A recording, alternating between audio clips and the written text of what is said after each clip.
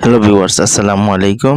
আপনারা কিভাবে আপনাদের গোলাপ, বিভিন্ন জাতের গোলাপগুলো একটা গাছে আপনারা গ্রাফটিং করবেন, চক কলম কিভাবে সম্পূর্ণ প্রসেস দেখেন। আর পাশাপাশি আমার ইউটিউব চ্যানেল সাবস্ক্রাইব করবেন, ফেসবুক পেজটা ফলো করবেন, লাইক কমেন্ট শেয়ার করুন বেশি বেশি করে। আপনারা একটা দেশি গোলাপ নেবেন, এর পাশাপাশি আপনারা বিভিন্ন জাতের বিভিন্ন কালারের আপনারা গোলাপ গাছের ডাল আপনারা নিয়ে আসবেন। আনার পরে আপনারা এইভাবে আপনাদের দেশি গাছগুলোতে আপনারা এইভাবে 3 জাত 5 জাত আপনারা গ্রাফটিং করে নিতে পারেন।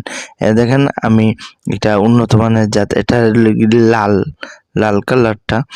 দেখেন আমি গ্রাফটিং করে নিলাম। আপনারাও এভাবে দেখেন আমি চোখটা তুলে নিলাম এবং যতক্ষণ ফেলে নিয়েছি ঠিক ততক্ষণ আমি দেখেন এই চোখটা রেখে দিয়ে 01 পলিথিন দিয়ে ভালো করে আপনারা টাইট করে বেঁধে দিবেন, যাতে কেন বৃষ্টির পানি হাওয়া বাতাস প্রবাহিত না হতে পারে। এর কারণে দেখেন, আর পাশাপাশি এই বাঁধার সময় আপনার চোখটা একটু লক্ষ্য করবেন, চোখটা যাতে একটু খালি রাখতে পারেন। এই জায়গাতে রাখিয়ে ভালো করে বাকি সাইডগুলো আপনারা 01 পলিথিন দিয়ে পেঁচিয়ে এবং টাইট করে বেঁধে দিবেন।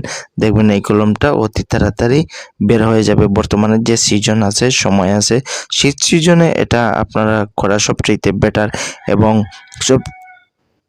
এবং সবচাইতে বেশি হয় এই সময়টা।